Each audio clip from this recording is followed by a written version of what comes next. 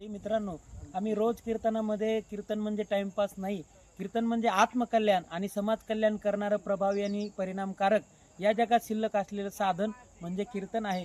आणि कीर्तनाच्या माध्यमातून प्रबोधन करत असताना नेहमी आम्ही सांगत असतो, व्यसनापासून दूर राहा, दारूपासून दूर राहा. व्यसनापासून का दूर राहावं? कारण व्यसन आपल्या कधीही फायद्याचं नाही महाराज. आपल्या शरीराला व्यसनापासून कधीही फायदा होणार नाही, उलट तोटा होणार आहे. म्हणून आपण पाहत आहोत, तंबाखू खाल्ल्यानंतर तंबाखूचं इन्फेक्शन शरीरामध्ये नक्की होतं. माझ्यासोबत आमचे गायकवाड काका आहेत, यांच्या घरच्या काकींना तंबाखूपासून इन्फेक्शन झालं आणि इन्फेक्शन झाल्यानंतर काकाला स्वतः आपण विचारू किती पैसे लागले, डॉक्टरकडून किती पैसे डॉक्टरनं घेतले, तेव्हा ते इन्फेक्शन निघून गेलं. सांगा काका, किती पैसे लागले? 2.5 लाख रुपये. 2.5 लाख रुपये. शेतात राबून कष्ट करून शेतकऱ्यांचे जीवन म्हणजे सगळ्यांना माहिती आहे महाराज.